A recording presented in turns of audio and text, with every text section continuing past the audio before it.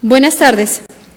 Les damos la más cordial bienvenida a todas y a todos. Agradecemos la presencia de las autoridades electorales de la cuarta circunscripción que hoy nos acompañan, así como la asistencia del magistrado José Luis Ceballos Daza y de la magistrada María Silva Rojas, de la Sala Regional Ciudad de México del Tribunal Electoral del Poder Judicial de la Federación, a quien le solicitamos pasar al frente para que nos dirija un mensaje de bienvenida.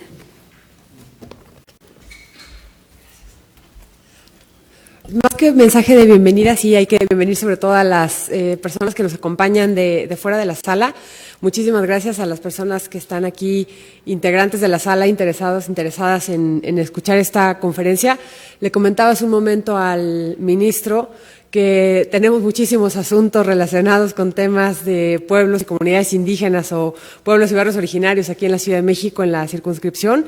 Entonces estoy segura de que esta conferencia va a ser de gran interés y probablemente vayamos a tener bastantes dudas o comentarios y cuestiones que debatir o dialogar posteriormente después de la conferencia con el ministro, porque no sé si ustedes sientan lo mismo, pero yo siento que cada vez son más los juicios que nos llegan relacionados con estas temáticas. Entonces, pues, bienvenidos, bienvenidas y de manera muy especial, a nombre de todo el Pleno, muchísimas gracias, señor ministro, por estar aquí, por honrarnos con su presencia y por compartirnos un poco de lo mucho que sabe y en este tema. Gracias. Muchas gracias.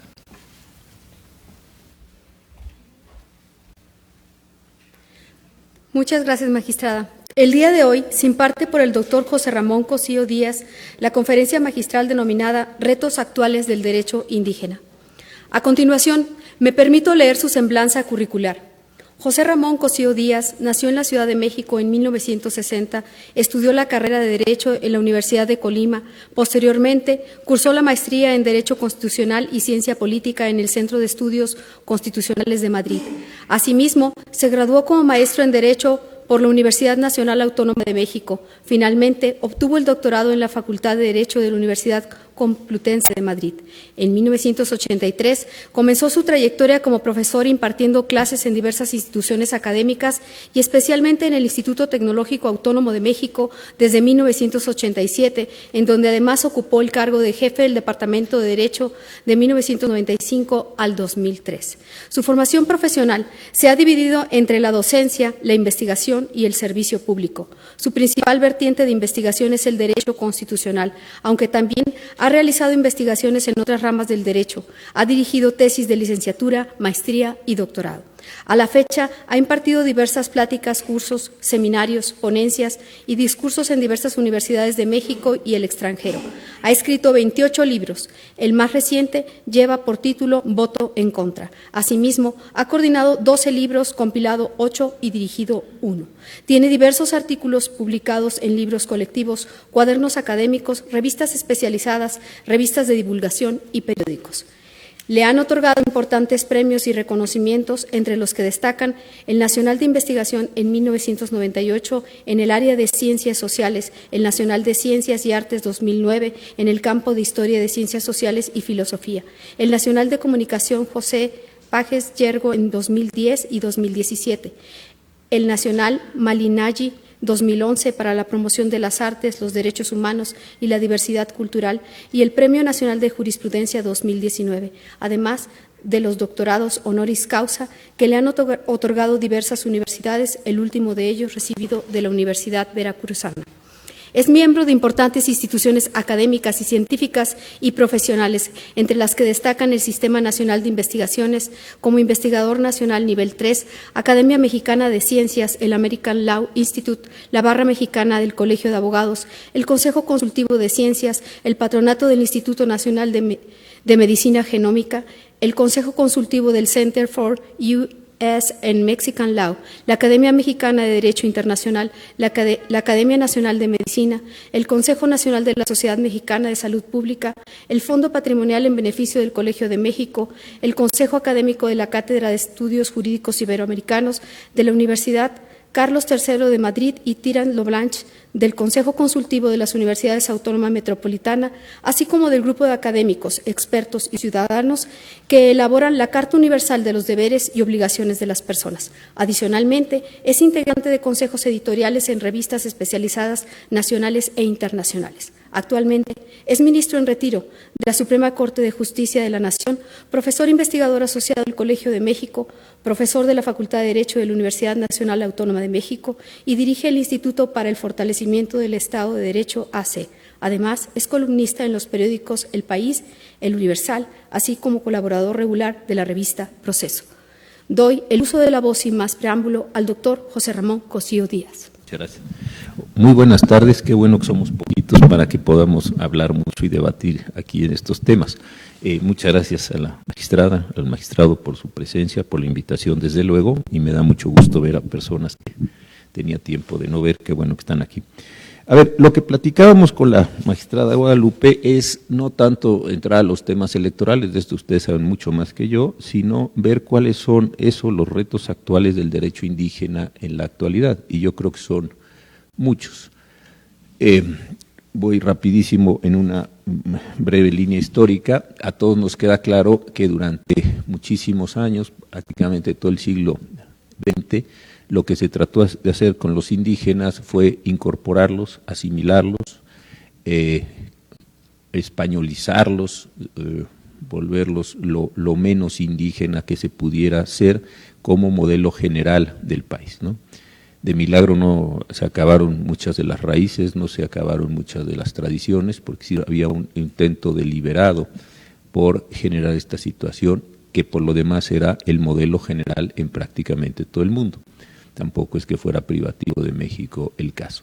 Sin embargo, hacia los años 80, hacia los años 90, en todo el mundo también se empieza a presentar un ejercicio, una reconstitución de los pueblos y comunidades, no solo en México, en unas partes muy importantes del mundo, y nosotros, como todos ustedes saben, tuvimos el gran detonador de los acuerdos, bueno, el levantamiento del EZLN, los acuerdos de San Andrés Larráinzar, y una disputa muy importante por la construcción de la nacionalidad mexicana. En ese momento, aquí hay gente muy joven, no sé recordar, pero en ese momento se habló de si México no se acercaba a un proceso de balcanización. Seguramente lo escucharon ustedes por ahí, el maestro Burgó escribió un artículo en algún momento en Excelsior de entonces, y decía, no podemos permitir que los pueblos y comunidades se constituyan o reconstituyan o identifiquen, que hagan uso de sus lenguas, porque eso va a afectar el gran proceso civilizatorio de la nación mexicana. Lo decía menos elegante, pero más o menos esa era la idea. Pero se hablaba de la balcanización en ese momento. Entonces fue realmente complicado la negociación, fue muy difícil, a mí me tocó participar en muchos de esos procesos, cómo constituir, cómo darle realidad a los pueblos y comunidades. Como anécdota, yo escribí un artículo en la revista Este País largo, un análisis muy largo, como 70 páginas, 50, 70 páginas, algo así, de los acuerdos de San Andrés Larráinzar, y me convertí en el expertazo en materia de derecho indígena, que no tenía yo ninguna experiencia más que esa, pero como otros no tenían ni esa experiencia, pues yo estaba mejor preparado que ellos desde el mundo jurídico, y anduve por todos lados dando conferencias y arreglando y haciendo, bueno, muchísimas cosas. Y el problema era como cómo administramos, cómo relacionamos estos dos mundos en este sentido. Y de verdad que fue complicado porque no quedaba muy claro qué les iba a reconocer el Estado mexicano, qué les iba a otorgar, inclusive los verbos eran muy complicados, reconocer, otorgar. Desde ahí era una complicación, porque si decía reconocer, entonces usted no otorgar, entonces usted bueno, eso era de una enorme complejidad. Y finalmente, después de las marchas que vinieron aquí, el presidente Fox presenta la iniciativa que todos conocemos, la primera parte, la del apartado A, qué es pueblo, qué es comunidad, cuál es un modelo más o menos genérico de adscripción o de autoadscripción, como finalmente quedó, la posibilidad de reconocer usos, costumbres, me parece que eso quedó bien. A iniciativa del senador Rojas, entonces estaba un senador muy inteligente que había trabajado en toda la parte de bienestar y desarrollo social, se le ocurrió a él presentar la iniciativa del apartado B, que es muy importante en términos de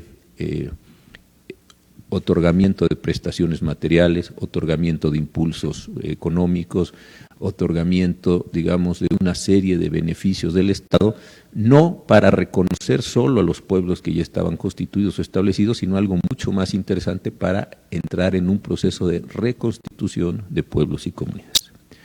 Después de eso, ¿qué sucedió? Se reformaron prácticamente todos los códigos de procedimiento, ¿se acuerdan ustedes? Los civiles, los penales, se reconoció la posibilidad de un traductor, no quedó muy claramente definido cómo los usos y costumbres se iban a establecer, pero bueno, entramos en esa época. Y me parece que ahí, después de la reforma constitucional, y más allá de los esfuerzos que se han hecho con los institutos de lenguas, con los institutos de pueblos, etcétera, yo creo que se detuvo, que se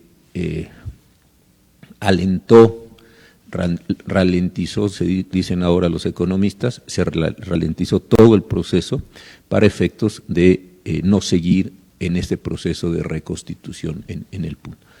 Entonces, en la Suprema Corte, ustedes lo habrán visto, se dio un giro también muy complicado, porque pueblos y comunidades quedaron prácticamente identificadas con municipios.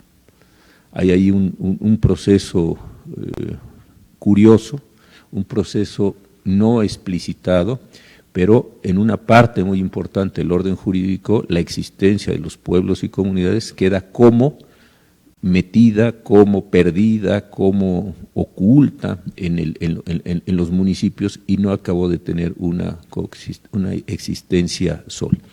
Eso, por supuesto, derivó de la discusión de la reforma constitucional del 2003 por una razón muy importante, porque sí no se quiso expresamente por el gobierno del presidente Fox y por la forma en que estaban compuestas las cámaras entonces, constituir zonas indígenas o regiones indígenas o generar una condición de una territorialidad. Entonces, si no había el elemento de territorialidad, quedaba un poco desvencijado el elemento jurídico y solo se constituía así. Y yo creo que los avances mayores han estado en cosas, con toda franqueza, bastante menores. Autoadscripción, que costó mucho trabajo en la Corte, ya es un criterio muy tranquilo, muy pacificado, pero en su momento costó mucho trabajo. La diferencia entre intérprete y traductor, que yo creo que sí existe, y la defensa integral con personas que tengan conocimientos de usos, costumbres, cosmovisiones y desde luego los órdenes jurídicos.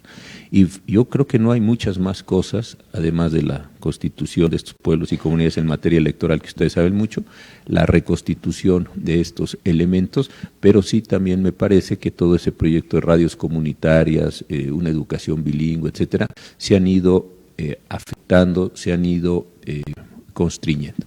Y el reto actual para mí más importante en esa situación de cierta precariedad es que en los procesos que se están celebrando en todo el mundo, estos procesos populistas que se están celebrando en todo el mundo, en India, en China, en Rusia, en los Estados Unidos, etcétera, creo yo que hay un problema central con pueblos y comunidades, y es que una parte muy importante de estos movimientos populistas en general apelan a una nación única, apelan a la nación mexicana, porque tienen que reconstituirse en esa nación mexicana. El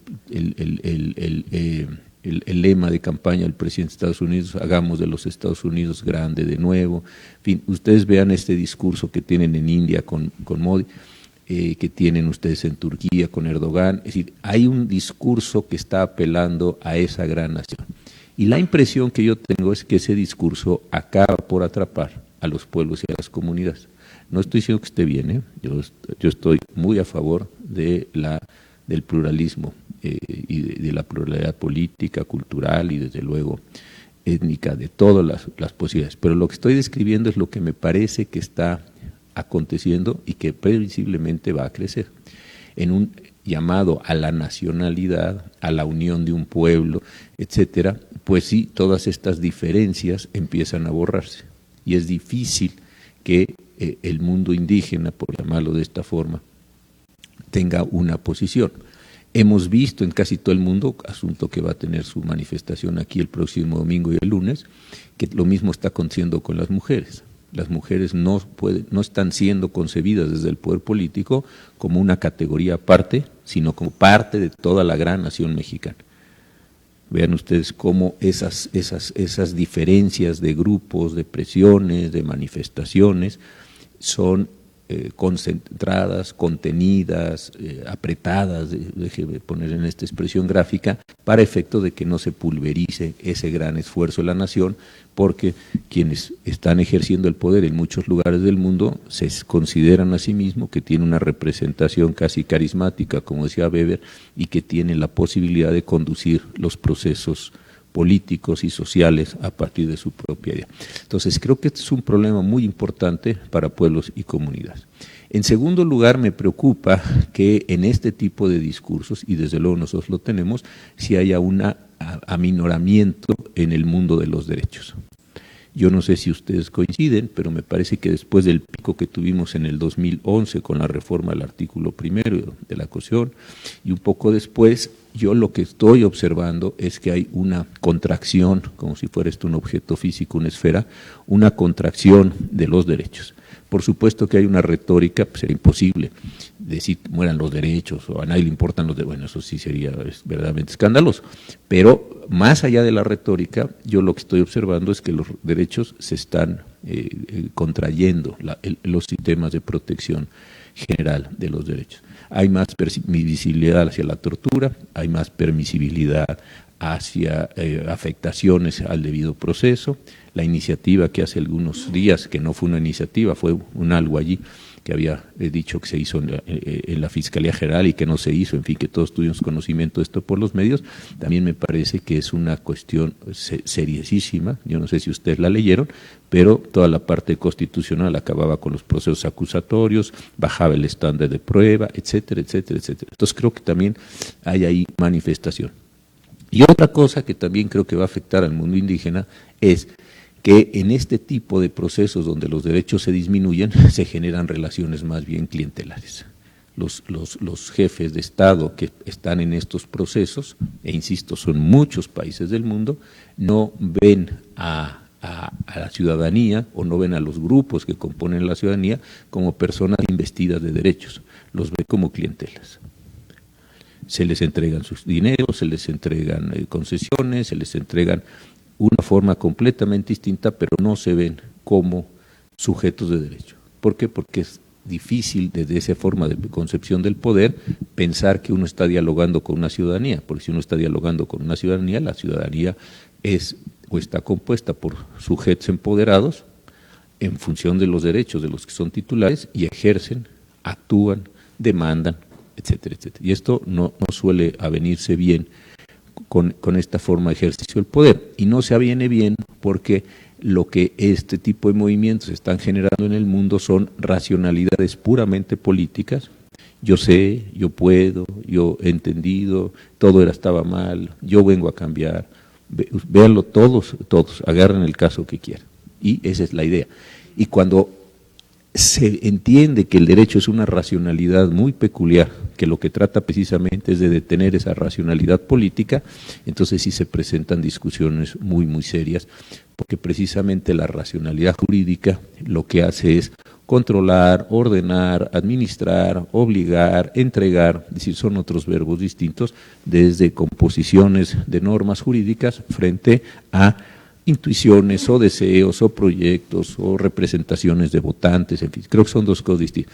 Y esta parte que desde la reforma del 3, que se había ido construyendo razonablemente con pueblos, comunidades, con indígenas en lo individual, me parece que va a entrar también, y no lo deseo desde luego, pero me parece que va a entrar en un proceso de tensión muy importante.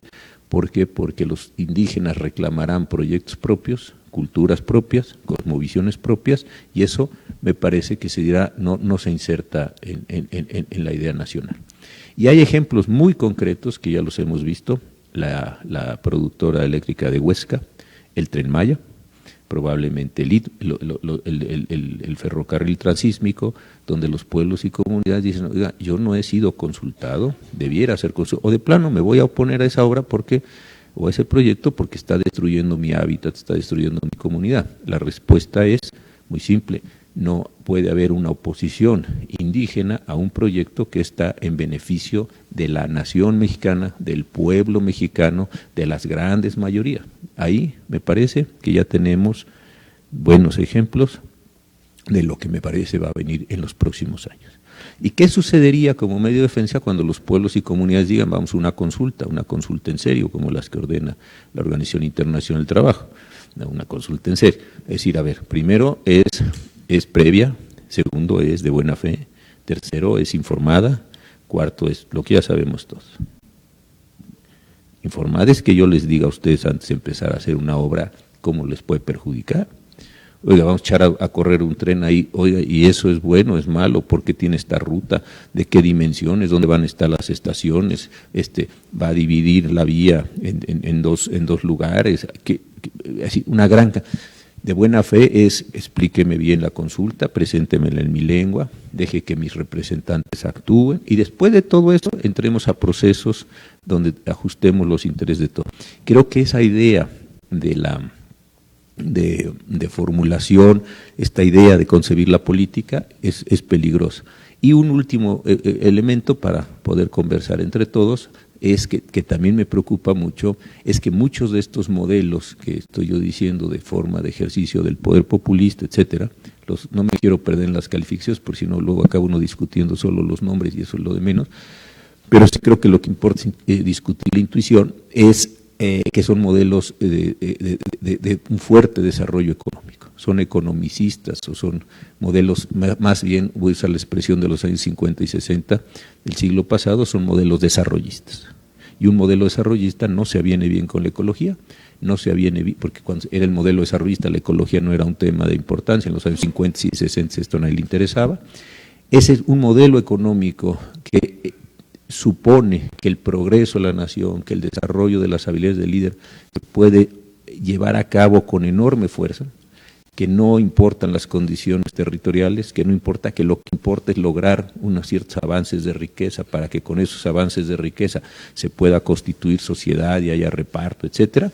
Y ese es el modelo que tuvimos nosotros desde mediados de los años 50, cuando a don Antonio Carrillo Flores fue secretario de Hacienda y luego en el llamado modelo del desarrollo estabilizador que llevó a cabo el secretario Ortiz Mena. Pero fíjense ustedes cómo ese modelo otra vez vuelve a afectar a pueblos y comunidades, porque lo que importa es el potentísimo desarrollo de la nación mexicana o de la nación estadounidense. En el caso de Trump lo ponen ustedes con esta idea de vamos a recuperar el carbón, vamos a recuperar el acero. Oiga, eso no suena muy sensato, ¿no? No, porque toda esa comunidad del círculo o del trazo del óxido, que le dio además la votación a Trump, toda la parte intermedia del estado de Michigan hacia abajo, ese es el modelo. Y un poco o un mucho nosotros lo estamos viendo aquí. Va a haber presas, va a haber canales, va a haber...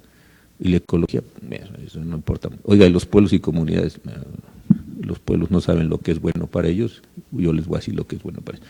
Entonces sí creo que es un momento de esta concepción del mundo indígena muy complicada. No acabó de asentarse la reforma del 2003, no se desarrolló el apartado B y creo que empieza, como dicen los economistas, en una condición medio contracíclica contra ese desarrollo indígena. Entonces sí creo que es un asunto de la mayor importancia. En materia electoral diré muy poco, porque ustedes son los que saben de esta materia. Creo que no se va a presentar tanto este problema, porque ya están, ahí sí están bastante bien asentadas las formas. Ya sabe uno qué es elección, ya sabe uno.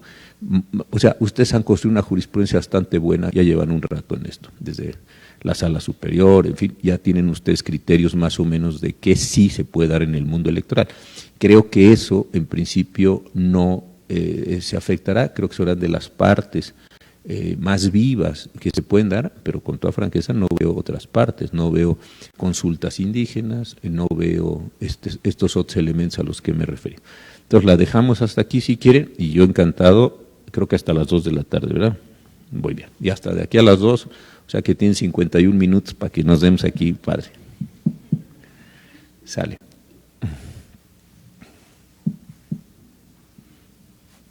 Órale, en clase sí pregunto.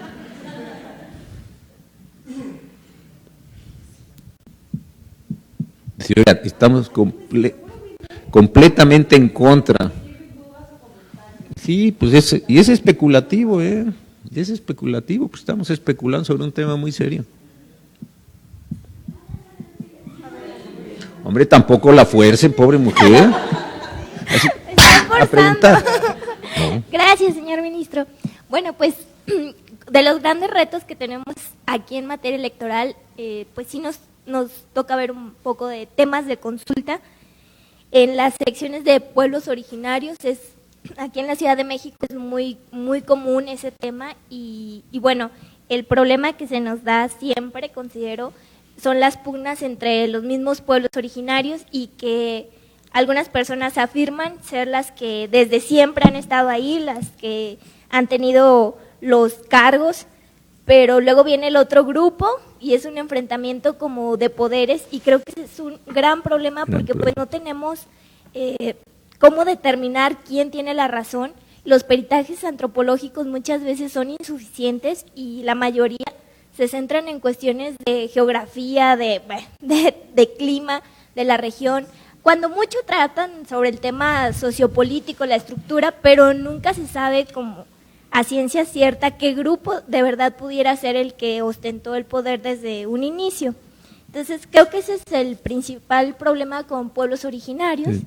Y por el otro lado tenemos otro problema que es el de transferencia directa de recursos que siguen solicitando aquí ante la materia electoral la transferencia directa de recursos a las comunidades indígenas y bueno, pues tenemos ahí un problema porque mientras la Suprema Corte pues no ha entrado como claramente a delimitar las competencias, por el otro lado la jurisdicción electoral sí ha ampliado como el derecho político electoral y hemos entrado a conocer, pero bueno, pues esto creo que genera mucha incertidumbre y las consecuencias también pues son muy graves porque no sabemos en realidad cómo proteger ese derecho y cómo se realizaría esa transferencia de recursos de manera efectiva porque evidentemente se estarían invadiendo cuestiones de presupuesto, de gastos, y la falta de personalidad también para que las comunidades reciban ese dinero, creo que ese es el gran problema. Y no, es muy bueno lo que usted plantea. Yo tuve un caso en la Corte, me tocó ser ponente, que este era un caso de los rarámuris y no era un juicio que empezó como agrario, luego se transfirió a indígena y tenía que ver con dos condiciones, una si tenían una condición de nomadismo para efectos de poder cruzar ciertas tierras en términos históricos, tradicionales, y otro tenía una variable muy interesante que era si podían prescribir o no a su favor ciertas tierras. Bueno, y el problema que usted dice para mí fue el más complicado de todos, muy complicado. ¿Por qué? Porque al final yo no tuve que tomar una decisión de representación, pero lo que les voy a contar es absolutamente cierto. Un viernes, yo todos los viernes tenía abierta la audiencia para el que quisiera ir, y me dijo mi secretaria, hoy vienen los representantes de la comunidad rarámuri. Ah, muy bien, un viernes X. Y era interesantísimo en términos de observación, porque eran un grupo mayoritariamente de hombres mayores, con una vestimenta particular, casi todos usaban guarache, traían sombrero, digamos, de la zona del país. Muy bien, hablamos, me presentaron tus argumentos, listo. Como 2 semanas después me dice la secretaria, van a venir los rarámuris, ¿otra vez? Digo, ¿qué se pasa? No, era una comunidad completamente distinta. Esta estaba compuesta por hombres más jóvenes, usaban botas, casi todos, y usaban gorra de béisbol, casi todos. Dije, muy bien. Como 3 semanas, un mes, que otra vez están aquí los rarámuris. Bueno, pues ¿qué pasa? Y esta era una comunidad básicamente de mujeres, jóvenes, con una señora que hablaba ahí, una muchacha joven, muy lista y hablaba muy bien, se expresaba muy bien, pero ellos sí estaban en un proceso de recuperación de sus lenguas. Entonces, había como 3 grupos, a lo largo de 2 meses, digamos, vinieron, eran completamente diferentes. Eran hombres mayores, como más tradicionales, venía un señor muy mayor, yo creo que era era una autoridad tradicional para ellos, hablaba Rarámuri. Entonces fue interesantísimo, ¿no? Interesantísimo. Al final de cuentas yo no tuve que decir, a ver, ¿quién es el representante? Porque no se hizo una asignación directa de las tierras. Pero si lo he tenido que determinar, me hubiera costado un trabajo endemoniado. Y efectivamente pasa lo que usted dice, el peritaje antropológico que nos dio el INAH, pues sí me decía que es un pueblo que viene de tantos y que sus costumbres y que efectivamente tienen una condición nómada y que podían moverse por las tierras, cosas muy interesantes, pero si les he tenido que preguntar, bueno, sí, ¿y aquí quién representa a quién? No lo hubiéramos podido definir. Y eso fue un problema desde el comienzo, con las discusiones del 2002, del 2003, con Eberto Castillo, con Luisa Chálvarez, con Carlos Payán, con todos los que conformaban la COCOPE entonces, que fue importantísimo, porque no se sabía bien cómo le íbamos a hacer. Se los cuento así porque hubo ideas de hasta hacer un censo, una relación, pero claro, eso acababa en 10 minutos en mezclas de sangre, que se vuelve una cosa, a ver, es indígena el que tenga que 75, pues eso acaba muy mal muy pronto y entonces se vuelven procesos feos. Entonces, al final quedó el concepto de autoascripción, que está muy bien, pero ese me sirve a mí individualmente. Pero en el momento de la disputa de los derechos, no tenemos una solución. Y yo creo que eso sí no lo hemos trabajado, y usted tiene toda la razón. Desde la Corte tampoco tenemos un criterio fuerte o cierta forma de decir, bueno, pero ¿cómo este es el caso, ¿no?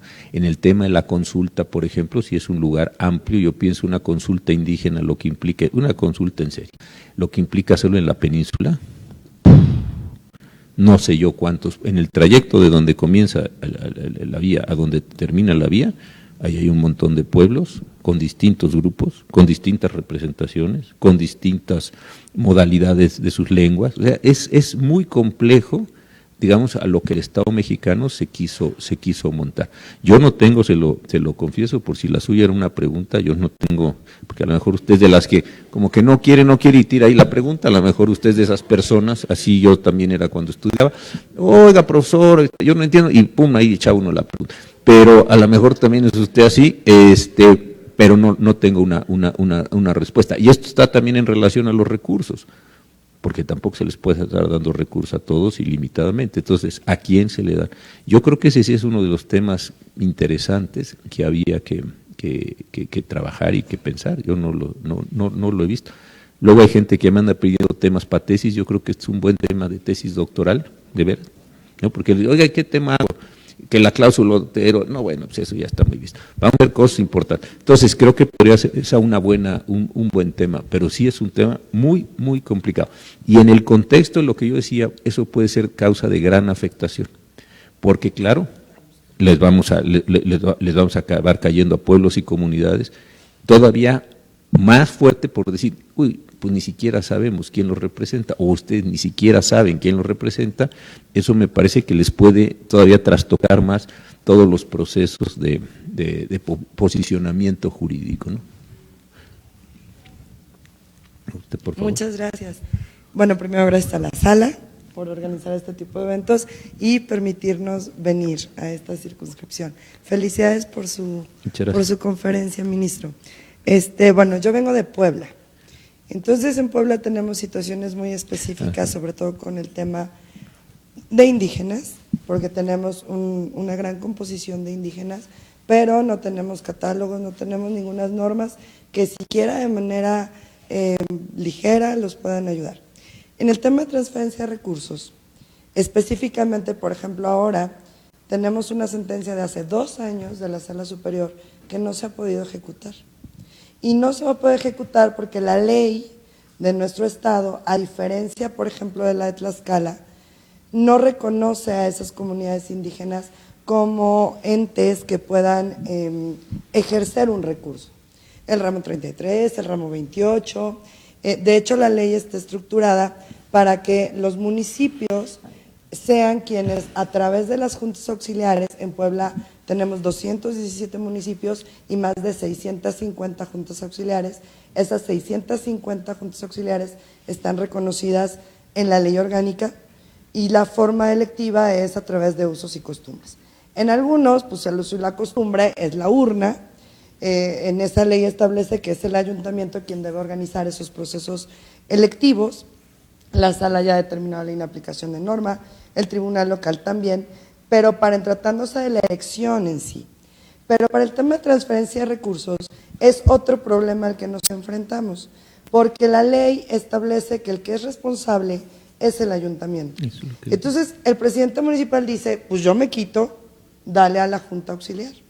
Y entonces esos programas dicen, no, efectivamente si tú quieres, yo le doy el dinero a quien tú me digas, pero el responsable, administrativa y penalmente, eres tú. Entonces, pues obviamente los ayuntamientos dicen, no, bueno, no me puedo quitar porque no me dejas que me quite. A diferencia de Tlaxcala, por ejemplo, que sí se los permite, que le dice, aquí están reconocidas, entrégale el dinero y ellos tienen que cumplir con una obligación administrativa, penal, fiscal y de todo tipo. En Puebla no es así. Entonces, tenemos la situación de tener sentencias que pueden ser muy protectoras, pero nunca se materializan. Y eso de verdad tiene que ver e impacta a nosotros que estamos ahí, en ver cómo pues parecemos como de burla, ¿no? Porque ya llega la gente y te dice, bueno, ¿y ahora qué? O sea, ya tengo mi sentencia, ahora dime cómo le vamos a hacer para ejecutarla. Y lo cierto es que, pues obviamente tampoco realmente no se puede ayudar mucho, o no se puede hacer mucho, o casi nada, aun y cuando haya mucha voluntad por parte de los órganos jurisdiccionales, porque la conformación de la norma no lo permite. Entonces, ¿cómo hacer para hacer efectivos este ejercicio de derechos y no generar más problemas? Porque, por ejemplo, lo que pasa también en las juntas auxiliares es que, como usted menciona, una comunidad no está concentrada en un territorio específico, está diseminada por distintos espacios. Entonces, por ejemplo, nosotros tenemos juntas auxiliares que ahí adentro, dentro de una misma junta auxiliar, hay más de una comunidad. Y esta misma comunidad, por ejemplo, Popolocas y Nahuas. Y otra junta auxiliar que está juntito, que puede ser del mismo municipio, pero quizá no, quizás sea del municipio junto, tiene Popolocas y el otro tiene Nahuas. Y además puede tener otra comunidad más. Entonces, cuando mandamos las consultas, pues obviamente es muy complejo porque si lo circunscribimos, si lo hacemos una comunidad, entonces sería a los Popolocas de cualquier espacio de ese territorio municipal y no solamente a los que forman parte de una junta auxiliar, si es que hay 2 o 3 o muchas más, ¿no? Entonces, todas estas situaciones que van complicando el trabajo y el quehacer para poder hacer efectivos los derechos. Y bueno, ya de las situaciones fácticas ni hablamos, porque Puebla, pues tenemos el Triángulo Rojo, ¿verdad?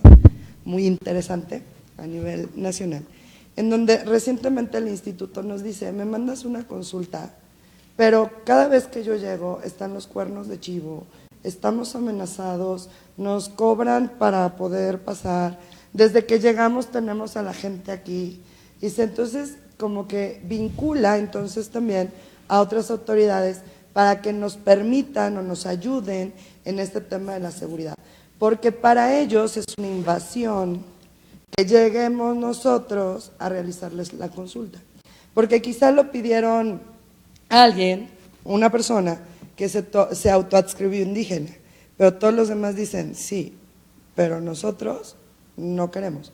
Entonces, esta complejidad al momento de la ejecución de las sentencias, que sinceramente crea una preocupación y una ocupación para poder saber, pues, obviamente desde que sean el Congreso el que modifica la norma y esta parte de sensibilizar. Nosotros, por ejemplo, tenemos unas leyes pues muy bonitas en Puebla, una ley que tiene desde 2012 de pueblos indígenas, pues pueblos originarios, donde supuestamente ya hay un catálogo, pero el catálogo no existe, es una ley que no puede materializarse porque no tiene la carnita para poder sostenerse. Entonces, pues si vamos nosotros a la norma, pues incluso podríamos desprender, encontramos, ¿no? Pero la realidad es que no la podemos ejecutar, o sea, de entrada ni siquiera hay un catálogo de cuántas comunidades y en dónde están ubicadas. Entonces, ¿cómo hacer para que las determinaciones se cumplan, para que no generemos más problemas de los que intentamos a veces resolver? Yo creo que la respuesta es busquemos un buen abogado para que nos ayude, pero más allá de eso, no, es un tema muy, muy serio. Mire, yo por eso lo que decía es que la reforma del 3, que parece una reforma, y es en muchos aspectos una reforma muy importante, tiene un problema. Nunca se dio el paso constitutivo de pueblos y comunidades. Lo que se hizo es mediatizar, mediar, filtrar, ponga el nombre que usted quiera, a los pueblos y comunidades en el ámbito municipal, que eso es lo que padece en muchos casos. Entonces, yo decir, ¿cuáles son los pueblos originarios de este estado? Estos, perfecto. Este es el pueblo originario, estupendo. ¿Qué puede hacer este pueblo originario por sí mismo? Bueno, pues puede escoger a sus autoridades. ¿Qué autoridades? Las municipales. ¿Qué puede hacer? La de las juntas. Entonces, hay una mediatización de pueblos y comunidades en los ámbitos municipales. Yo creo que este es uno de los temas centrales de las dificultades operativas que está teniendo. Porque si otra vez yo le quiero dar dinero a pueblos o comunidades, o quiero hacer consultas con pueblos y comunidades, voy a pasar por la mediatización, por la mediación del propio ayuntamiento, del municipio, la junta, en fin, como le queramos llamar, ya sé que son cosas distintas. Entonces, ahí sí me parece que hubo un problema y nunca se dio el paso así definitivo, de decir, vamos a reconocer a los pueblos en su total expresión como sujetos de derecho. Y creo que después, en la parte de este tribunal, como tiene mucho que ver con la condición electoral, pues es un tribunal electoral, rápidamente me parece que, no digo que todo, pero la mayor parte volvió a mediatizarse en municipios. Y en las controversias constitucionales igual. ¿Por qué? Porque para que pudieran venir los municipios indígenas, tenían que venir para que pudieran venir las comunidades, tenían que venir en controversia como municipio, si no, no entraba. Es decir, no está legitimada en el 105 que diga el pueblo Rarámuri puede promover controversia constitucional. Aquí no dice eso. ¿Cómo puede venir el pueblo Rarámuri? Pues viniendo como municipio, ni siquiera como agencia municipal. Entonces, creo que nunca acabamos de dar el paso definitivo en ese sentido. No digo que no haya cosas que se pueden hacer con pueblos y comunidades, pero son las menos. Entonces no generamos un nuevo sujeto de derecho, así, los Rarámuris o los Nahuas o lo que sea, ahí está, lo mezclo. Entonces ahí yo creo que un problema. Ahora, queda una discusión bien interesante. El apartado B del artículo 2 tiene todo por eso lo mencionaba yo, toda esta idea de prestacional, constructiva, social. Ahí hay que entregar becas, ahí hay que generar empleo, ahí hay que hacer muchas cosas. Y hasta donde yo encuentro es de los poquísimos casos en donde la Constitución ordena que un porcentaje del presupuesto, sin definir, se dé. Ahí hay que pagarle, según la Constitución, a funcionarios federales, ¿se acuerdan? Eso sí no puede dejarse de pagar, obviamente toda la parte de las deudas, etcétera, pero el único caso donde dice se tendrá que prever, ese es el penúltimo párrafo, bueno, ya cambió porque ahora entró el apartado C con afromexicanos, pero del apartado B es el penúltimo párrafo. Y ahí sí creo que hay una herramienta muy, muy, muy potente.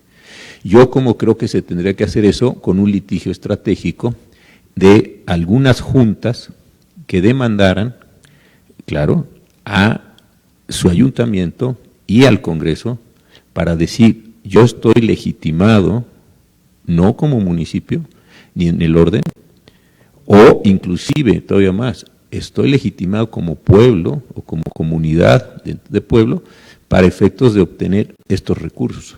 Y creo que la discusión más interesante es, no me bajes los recursos ni por ayuntamiento ni por junta, sino a mí. Eso va a generar el problema que decía la compañera. ¿Y quién es yo? ¿no? Eso lo tengo que recibir yo. ¿Y quién es yo? ¿Y por qué yo es yo y no yo es ella o usted o la compañera? No sé. Esa es una discusión del ámbito. Pero ahí sí hay que constituir el sujeto. El sujeto pueblo hay que autonomizarlo y el sujeto comunidad hay que autonomizarlo. Yo he estado pensando estos días con el asunto de la mujer, que el proceso de la mujer, y tiene mucho que ver con esto, igual que con los niños, igual que con las personas con capacidades diferentes, etcétera, han venido siendo procesos de autonomización, ¿no?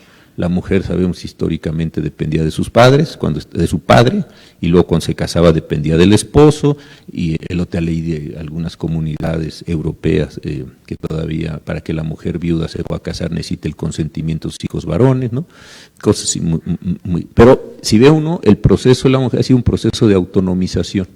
No tengo que pedir, yo puedo tomar mis propias decisiones. Y lo mismo empieza a pasar con los niños con capacidades diferentes. Ya no es el apéndice del padre, sino es un sujeto que la acción del Estado lo tiene que poner en la mejor condición posible para que de acuerdo a su condición pueda hacer la mayor cantidad de cosas posibles. Entonces son procesos muy interesantes. Yo creo que el proceso de pueblos y comunidades no se ha autonomizado. Por eso decía, empezó la reforma del 2003 y sí tuvo un jalón.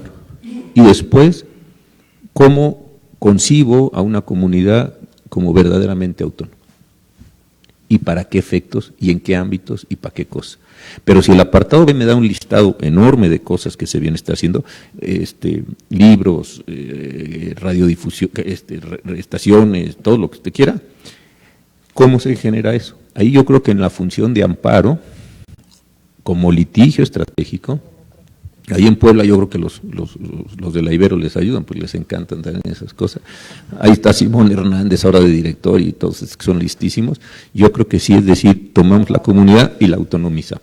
Después, insisto, va a venir el problema de la representación, y es muy probable que entre varios miembros de la comunidad acaben peleándose. También hay que decirlo, porque ya los conoce, entonces ya sabe uno de eso, y cuando empieza a haber dinero, pues más. Pero, porque así son los procesos humanos, pero creo que sí tiene una condición, yo por ahí lo haría como litigio estratégico, creo que sí se podría dar. Ahora, ya en la parte de las juntas departamentales es más complicado, porque si van en controversia les van a decir que no tienen legitimación, y si van a ir en amparo les va a decir que es autoridad. Ese va a ser un proceso como mucho más complicado. Tendría que ser un municipio que planteara este problema, pero el municipio dispuesto a entregar los recursos o el municipio preguntando si tiene la obligación constitucional de entregar los recursos. Yo creo que por ahí se podría estar buscándole alguna solución. Y hacerlo litigio estratégico, no litigio simple, sino hacer todo el acompañamiento. No sé si el instituto, los distintos institutos que están ahí. Sí, tienen. Sí. Y está la Fundación Barra Mexicana que coordina, yo estoy ahí con ellos en el Consejo Asesor, y coordina una parte muy importante del litigio pro bono. Esto habría que generarlo ahí, yo también creo que eso se podría. Pero no en la materia electoral. No, en la materia electoral creo que no. No, yo estaba hablando de los presupuestos. Sí, de dinero. Yo estaba hablando de eso que fue, ¿no? Sí. No, hombre, ya bastante, ya no me eché todas las preguntas juntas.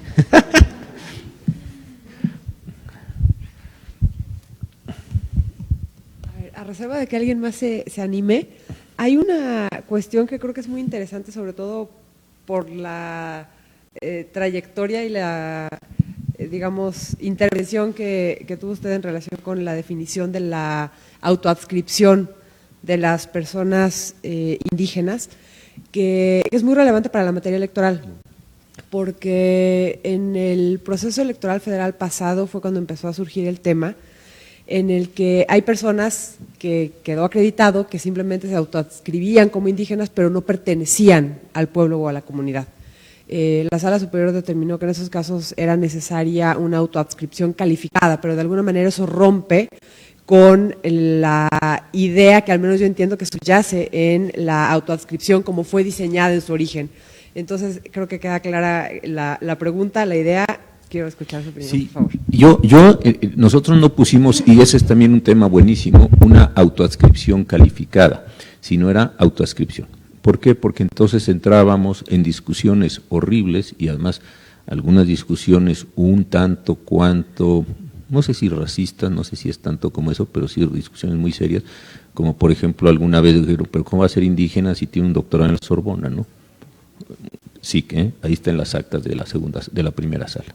Entonces, alguien que fue a la Sorbona y habla un francés perfecto no puede ser indígena. Oiga, pues eso no tiene que ver una cosa con otra. O sea, para que sea indígena tiene que ser pobre, analfabeto, no digan. Entonces, esa es una discusión que rápidamente degenera ya. Entonces, por eso está el tiempo, lo que nosotros decíamos, es autoadscripción.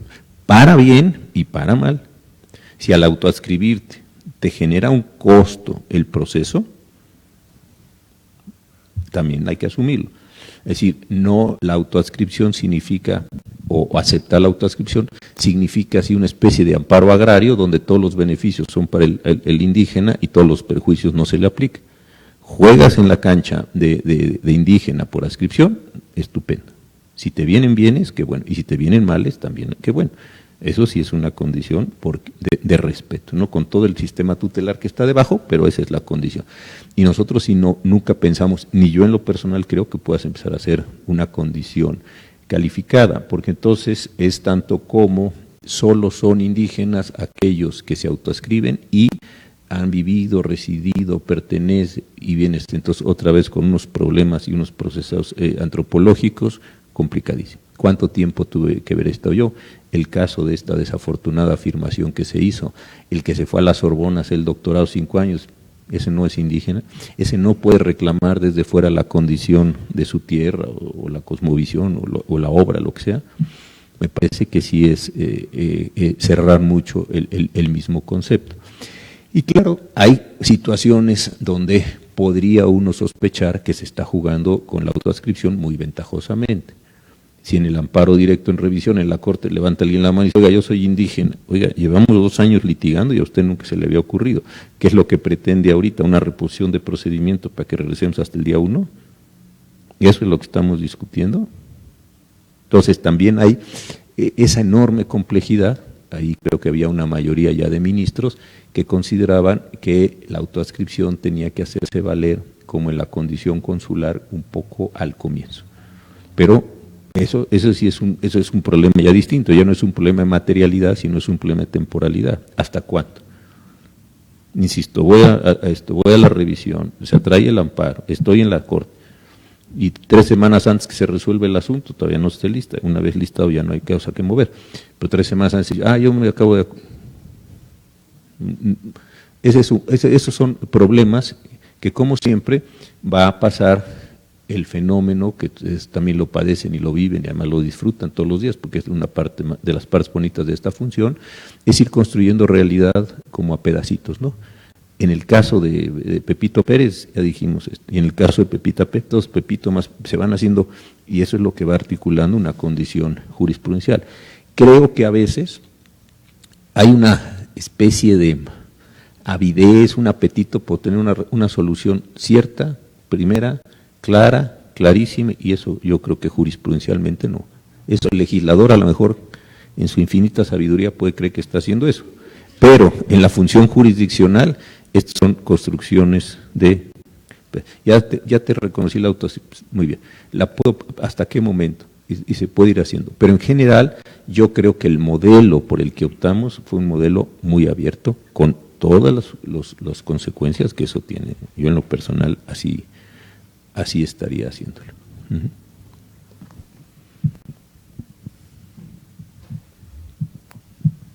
¿Alguien más?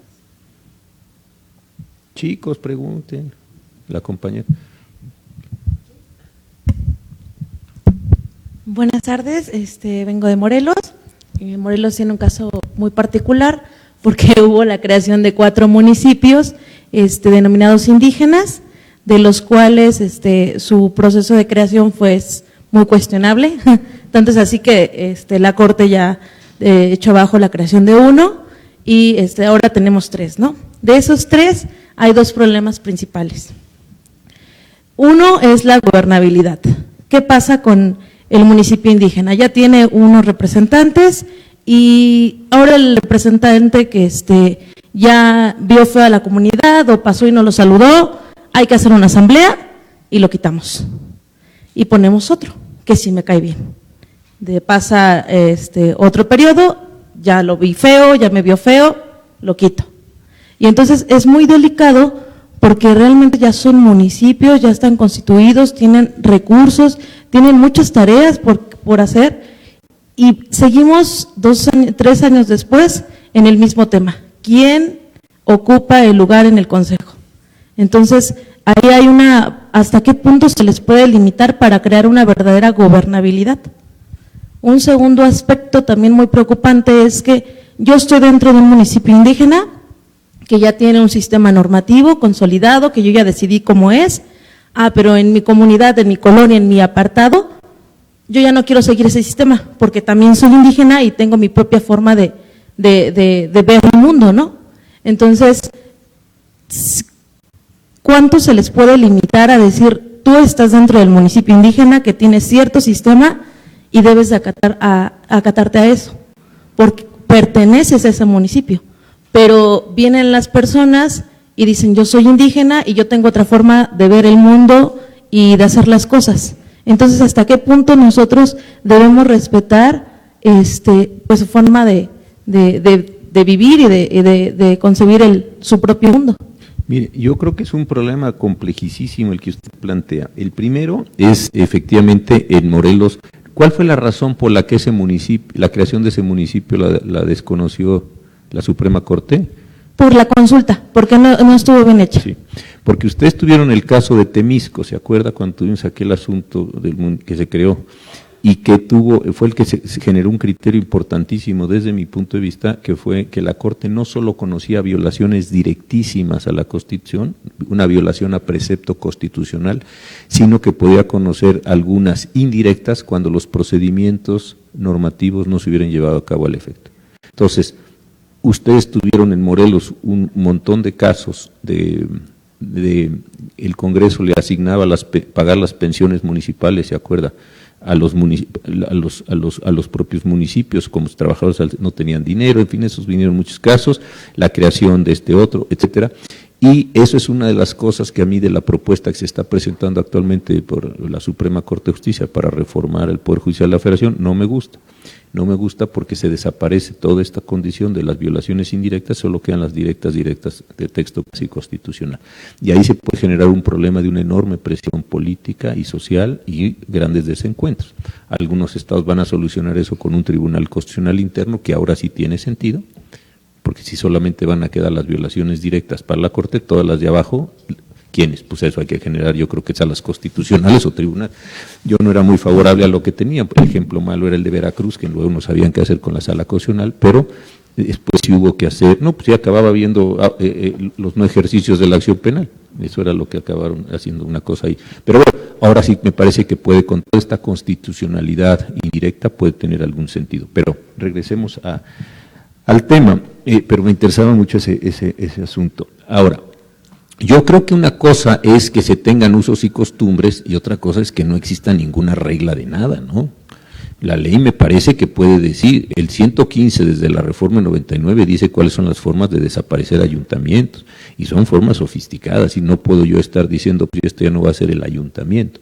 Y creo que las reglas que prevalecen para los municipios o los ayuntamientos en general debieran tener alguna concentración o debieran tener alguna repercusión más que concentración en las reglas de los propios pueblos y comunidades, porque me parece que efectivamente se tienen que garantizar dos bienes, una continuidad de gobierno, etcétera, etcétera, y una manifestación. Entonces, yo creo que en la legislación estatal que establece las formas no las formas necesariamente, pero las formas de organización de los municipios, y de los ayuntamientos indígenas o no indígenas, ahí debían de estar previstas las condiciones de lo que da. Además muy susceptibles, porque usted todos los ejemplos que puso es que miraban feo a las personas. Yo estaba muy preocupado, dije ahí en esa tierra de usted la gente se mira muy feo y mire las consecuencias electorales que luego acarrean. tan extraordinarias y tan extrañas miradas. No, si yo le creo, con 15 años de estar viendo cosas allá donde estuve yo, todo, de todo hay, de todo. Entonces, esto, ya es poco lo que extraño, le creo completamente. Y la otra también es un tema bien interesante, porque claro, yo puedo vivir en un pueblo indígena, yo puedo vivir en Milpalta, pero como usted dice, no compartir, decir, ¿por qué vives en Milpalta? Porque está padre, porque me gusta, por lo que se me pegue, porque tengo un terreno ahí, lo que sea, pero yo no necesariamente tengo que comer. Entonces, así como, me parece que esta es recíproca, así como es necesario que no se imponga el orden jurídico nacional, déjeme decirlo así, respecto de pueblos y comunidades e indígenas en lo individual, tampoco me parece que sería factible que se hiciera esto. Creo que ahí podría existir la posibilidad de considerar a esos pueblos y comunidades que están investidos de autoridad justo como autoridad para efectos del amparo. Entonces yo decir, este señor es autoridad y me está obligando a hacer cierto tipo de cosas. Y claro, hay que ir encontrando los sucedáneos. Me imagino yo la situación conocida de Oaxaca, que yo viviendo en el pueblo me dijera, usted va a hacer tequio. Y el tequio consiste en que va a trabajar en la carretera, desbrozar, limpiar. Dice, yo no quiero hacer tequio porque no está en mis... Entonces, ¿cuál es el sustitutivo de tequio? A lo mejor el pago de un impuesto, o de un derecho, o de un, no sé, alguna condición tributaria. Pero esos mecanismos sí se tienen que hacer, porque si no, así como los pueblos y comunidades se pueden quejar de que en lugares donde no tienen ellos un predominio, se les está imponiendo una cultura, unos usos, unas costumbres, una manera de ver la vida, también podrán existir personas, y seguramente existen, que viven en esa comunidad indígena y que no se sienten partidarios. Claro, la respuesta en el caso del tequio va a decir, aquí todos trabajamos para pavimentar la carretera menos usted, y usted usa la carretera. Bueno, yo creo que hay sucedáneos de imaginación y de invención, decir, yo no voy a pagar la carretera, ¿cuánto cuesta no trabajar con pala y pico? Porque a mí eso no me gusta, o no sé, o lo que sea, o no comparto. Yo pago una cuota de algo y me eximo del trabajo. Yo creo que esas son las formas, otra vez, muy imaginativas. Yo creo que hay un buen herramental jurídico, una muy buena caja de herramientas para que de ahí vayamos sacando cosas y se puedan hacer. Pero eso sí va a costar trabajo. En este mismo sentido. Es la misma condición, otra vez, que tienen las mujeres en pueblos y comunidades, que dice muy claramente la Constitución, se tienen que respetar sus derechos humanos. No es una buena idea agarrar a nadie a palos, a palazos, así palo, en serio palo, y darle ahí 6 tablazos en la espalda, eso no es una buena idea, y eso es violatorio de derechos humanos. Entonces, una cosa que sea un pueblo que se pueda operar por usos y costumbres, pero los usos y costumbres tienen, digamos, una red. Tal vez la metáfora red no es buena, pero tiene una capa que le genera unas limitaciones al propio tema de los usos y costumbres. Tampoco, como aquí nos marcamos con hierro, pues vamos a marcar a la gente. Oigan, no, la Constitución dice que las penas infamantes eso no está permitido. Entonces, como se portó mal, aquí sale con un hierrazo así como si fuera ganado. No, eso no lo permite el orden jurídico mexicano, al cual ustedes están sometidos en su generalidad. Y son niveles que es una parte también bien complicada, son niveles de asignación, son niveles de construcción complicados. Pero yo voy a todo eso. Muchos de esos elementos se paralizaron, es lo que yo quiero decir. Después de la reforma el 3, se activaron muchos, se activaron a nivel de reforma, se generaron unas cosas, y después la impresión con la que yo me quedé es como que se constriñeron otra vez mucho a lo municipal, no en la condición de pueblo, comunidad, sino comunidad ejerciendo en forma de ayuntamiento, comunidad ejerciendo en forma de junta o delegación, como se llama en otros estados. Ahí yo creo que es una condición de la mediatización. No lo sé, porque esto sería bien interesante para otra tesis doctoral, que se analizara cuáles fueron las categorías que permitieron el retraso o el desvío de esa condición donde de pueblos pasamos a ayuntamientos. Eso sería un lindo trabajo, porque debe haber habido muchas categorías, a mí intuyo yo algunas, pero eso hay que hacerlo. ¿Cuáles fueron las categorías que de algo así acabó siendo así y acabó mediado a través del ayuntamiento. Yo creo ahí debe haber alguna narrativa jurídica súper interesante, muy fina, que tenía que ver con esto, asignación de bienes, asignación de responsabilidades, gobernanzas, etc. Yo creo que ahí es donde se ajusta el modelo y entonces nos quedamos en una condición bastante municipalista. Pero sería un lindo tema, aquí hay muchos jóvenes, ahí ya tienen dos temas de tesis.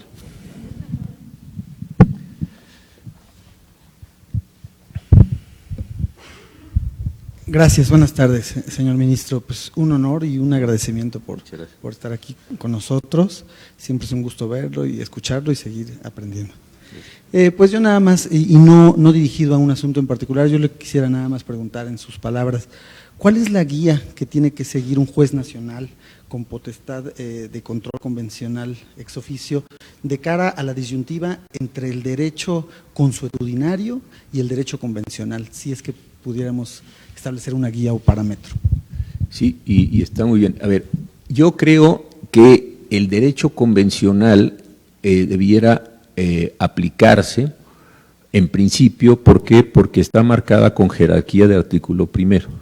Entonces, el artículo primero dice, y usted lo sabe muy bien, se tendrán que aplicar los tratados, los derechos que están contenidos en la Constitución o en los tratados internacionales celebrados por el Estado mexicano. Muy bien, entonces ahí ya tiene usted un primer referente. Segundo, la Constitución en términos de norma suprema me parece que ordena el mantener la jerarquía de esos derechos. Ahora bien, la parte más interesante del problema es que yo creo que ese control de convencionalidad que usted tiene que realizar lo tendría que hacer utilizando o actualizando también el principio pro persona. Es decir, yo creo que está la relación ahí metida. Voy a aplicar esta costumbre. Bueno, esta costumbre en principio es contraria a un derecho de fuente convencional o constitucional. No, pues se puede quedar, desde luego ya lo saben. Considero que esta costumbre es contraria al orden jurídico. Yo creo que la forma de declararla es precisamente por un control difuso. Hace muchos años, en una tesis de las primeras que se hicieron en el ITAM sobre este asunto, la hicieron, por cierto, dos chicas juntas, les quedó muy bien, pero había una discusión, fíjese que era bien interesante, si la costumbre era fuente de derecho y consecuentemente era iura novit curia, o si la costumbre era un hecho y en consecuencia las partes lo tenían que probar. Estoy hablándole esto yo creo que esto fue hasta antes de la reforma del presidente Fox. Yo creo que esto había sido en el año 2000, por ahí un poco después de Levante. Yo creo que todavía con el sexenio del presidente Cedillo. Entonces todavía estaba esto muy incipiente. Y era una discusión muy bonita. Y había profesores que decían que era hecho, consecuentemente yo tenía que llevar un tipo de peritaje para decirlo. Yo desde luego consideraba que era norma, y eso me parece que era iura. Pero entonces también se genera el problema de quién la tenía que conocer. Pero supongamos que por vía cualquiera de los orígenes entre como una condición normativa la costumbre, si la costumbre es norma, y yo creo que es norma, porque si no, no tendría un costumbre, pues sería un hecho aislado ahí, como si yo aviento el lápiz ahorita, pues eso no es costumbre nada, más que una malcriada desde mi parte, pero si es norma, entonces yo tendría que decir, usted tiene aquí esta costumbre, muy bien. Y pensemos el caso, para poner un ejemplo muy grave, el caso de ponerle a una persona una marca, por decir, una cosa horrenda. Entonces yo podría decir, voy a desaplicar esa costumbre, que en principio debía aplicarse, porque ya me di cuenta que tiene carácter normativo, y la voy a desaplicar porque a mi parecer es contraria a la Constitución o contraria a un tratado internacional, consecuentemente la quito. Yo lo que pensé siempre es que cuando uno hace un control difuso, lo que uno hace es actúa como si la norma no existiera. Y eso lleva, en términos del artículo 14, a una interpretación de principios generales del derecho. Ese es el ejercicio intelectual que alguna vez me hice. Si tengo yo que aplicar esta norma, y yo esta norma, la voy a poner así, la retiro del orden jurídico porque es inconvencional o inconstitucional, me quedé sin norma. Y entonces van a decir ustedes, entonces ya no va a resolver usted. No, pues dejo ahí el conflicto para que la gente se siga dañando. No, lo resuelvo. ¿Conforme a qué? Con principios generales del derecho. Muy bien, ya luego discutimos qué son principios generales del derecho, pero sobre eso yo tomaría la decisión, apartándola, para introducir esta condición normativa en el tema de la supremacía constitucional y de los controles. Gracias. Hola, ¿cómo está?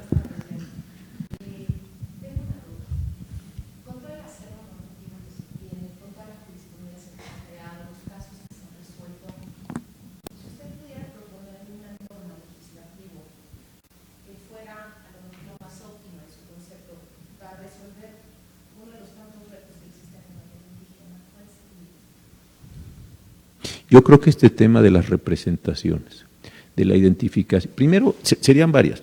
Primero, ¿estamos dispuestos a dar el paso de reconocimiento del sujeto, pueblo o comunidad? Ese me parece que es el paso. ¿O vamos a seguir en la mediación o en la mediatización municipal? Ese creo que es un problema central. ¿De veras pueblo es pueblo? ¿En serio es pueblo? Bueno, entonces sí es. No, primero creo que es un paso ideológico de decir, estamos dispuestos a que en México los pueblos y comunidades existan como personas morales, autónomas, por eso yo ponía el ejemplo de la mujer, que ese es el trayecto histórico. Pertenecía al esposo, al padre, luego al esposo, y hoy pues son sujetos, más allá de los problemas de la realidad, pero son sujetos plenos de derecho. Ya, no hay ninguna mediatización con otro actor, con otro sujeto, con nadie. Entonces, estamos dispuestos a que los pueblos y comunidades, insisto, no los que están en las juntas, departamentos, delegaciones, ni los ayuntamientos, sean sujetos de derechos así. Entonces, perfecto. Entonces, casi es ideológico, esto es cultural. Y yo me temo que este paso nunca se va a dar. ¿Por qué? Porque la gente va a decir, los prefiero tener mediatizados con los ayuntamientos, desde el ejercicio político y desde el ejercicio electoral y desde el ejercicio clientelar, a tener un pueblo allí que va a empezar con un conjunto de reivindicaciones lingüísticas, territoriales, etcétera. Ese es un temazo. Entonces ahí creo que esa sería la primera cuestión. La segunda cuestión es, si ya dijimos que los pueblos existen sin ninguna mediación municipalista, entonces, ¿qué? Y la palabra me choca, pero es muy ilustrativa, ¿qué naturaleza jurídica tiene? ¿Es sujeto de derecho? Bueno, pues eso, para decir eso no necesita uno, con el primer año de la carrera ya tiene uno para responder eso, pues es sujeto de derecho y obligaciones, o es una esfera de imputa, bueno, sí, eso ya lo sabemos, pero ¿qué cosa es ese pueblo? Muy bien. La tercera, que ya lo plantea ustedes, ¿cómo se logra la representación de ese pueblo? ¿Y para qué sí y para qué no? Es decir, ¿cuál es vamos a decir, cómo se desarrollaría en plenitud todas sus posibilidades, sus capacidades y personalidades jurídicas? Yo creo que sería el temazo del año.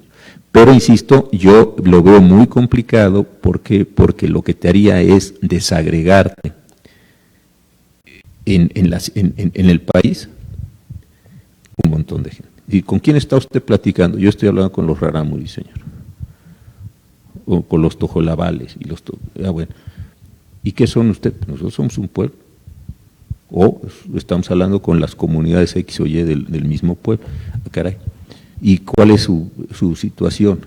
Pues yo soy sujeto de derechos, yo voy a promover esto, yo voy a hacer lo otro, yo voy a subir, yo voy a ir, yo quiero recursos. Y entonces eso me parece que es lo que nunca nos hemos atrevido a hacer. Y durante muchos años sí fue bien interesante ver cómo cómo todo el proceso te iba llevando a esto que yo he llamado la municipalización. Esto es súper interesante. Ustedes en el electoral pues están metidos en eso, salvo algunos temas comunitarios que han tratado las maestras, pero yo creo que ese sería el tema. Y después sí decir, oye, ¿qué es este pueblo, qué es esta comunidad? ¿Y cómo actúa y para qué actúa en el derecho? Yo creo que sería esa una discusión muy linda. Y regreso al tema central de la charla de hoy. Yo no creo que eso se vaya a dar. En el momento histórico que estamos viviendo, bajo la condición general populista, con toda franqueza te lo digo, no la veo. ¿Y por qué no la veo? Porque me parece que la idea, el imaginario nación, el imaginario pueblo, el imaginario se come a esas peculiaridades. No es que yo esté a favor, simplemente estoy diciendo lo que creo que sucede por la condición política que se está viviendo en este momento. Yo, bueno, ¿alguien iba a hablar? ¿Alguien iba a hablar o ya no? O ya no supe. Pues yo la vi con el micrófono. Bueno, dije, yo lo tengo. No, entonces usted. Muchas gracias. Ministro, muchas gracias. Creo que pone sobre la mesa un tema que bastante interesante para reflexionar. Entiendo que la controversia o uno de los retos que podemos ver ahorita es justamente el discurso de la nación, de todos somos un México versus el pluralismo. Entonces creo que hay un choque muy interesante entre cómo debemos de ver entonces si es la nación en sí o el pluralismo.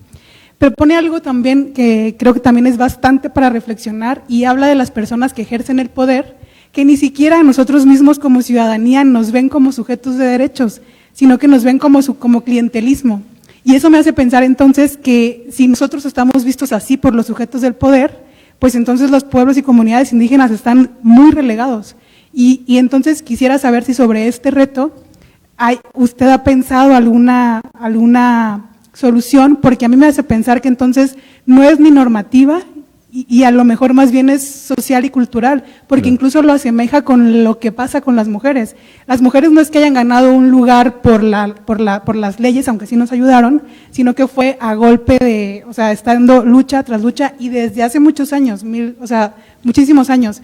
Entonces, si ahorita creo con todo lo que nos expuso que las comunidades y pueblos indígenas están, si nosotros mismos estamos relegados, ellos nos quedan mucho más atrás y eso yo coincido con usted. Fíjese esto, ¿hace cuánto que no en el ámbito político hay un discurso de derechos?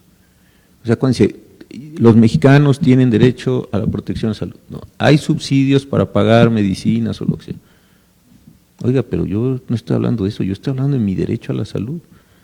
O sea, fíjense con cuidado, así córranlo transversalmente, no hay derechos. Cuando se cerraron las estancias infantiles, cuando se cerraron las casas de protección a las mujeres golpeadas, etcétera, etcétera, no había la idea de que, no es que yo esté regalando el dinero, no había la idea de que eran unas mujeres que ya habían obtenido como parte del ejercicio de los derechos humanos unas determinadas posiciones y que no había una condición de regresividad.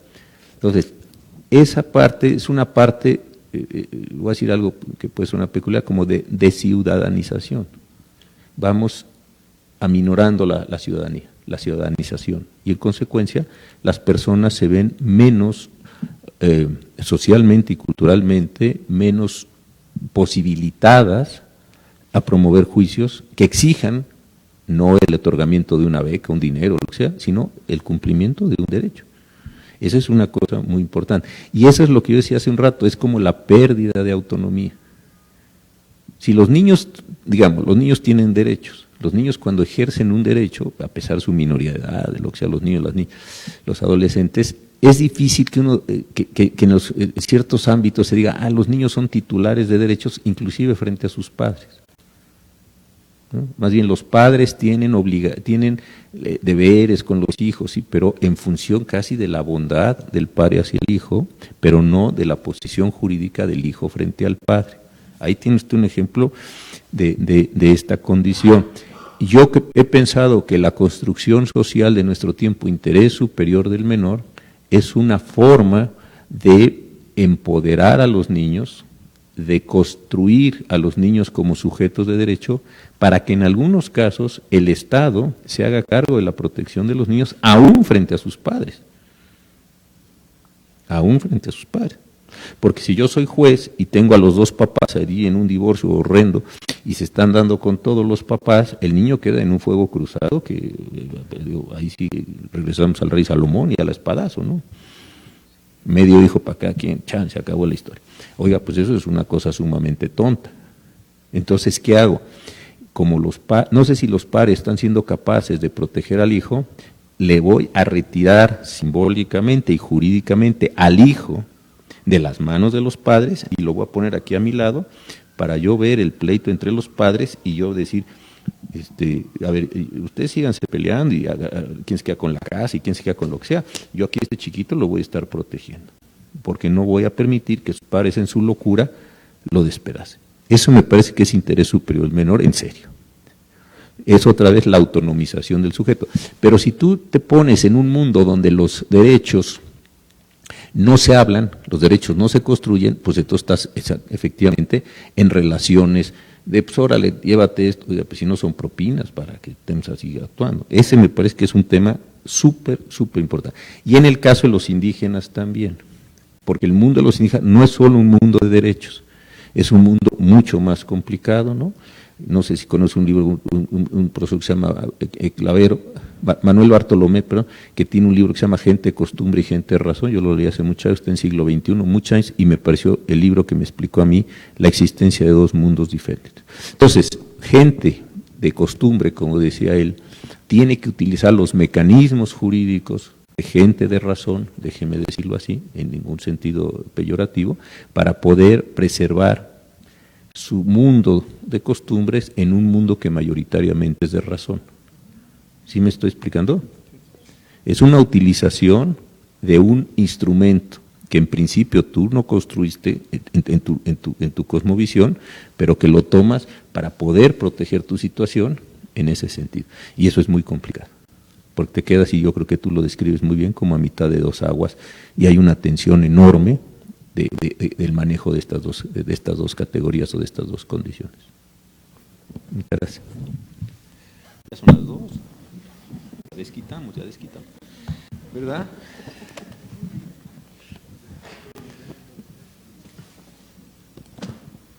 Qué bonito auditorio tiene. Muchas gracias, doctor. La sala y todo está padre. Les pedimos a la magistrada María Silva Rojas y al magistrado José Luis Ceballos Daza, de la Sala Regional Ciudad de México del Tribunal Electoral, entregar el reconocimiento al doctor José Ramón Cosío Díaz, a quien agradecemos la impartición de esta conferencia magistral y para el cual le pedimos un fuerte aplauso, por favor.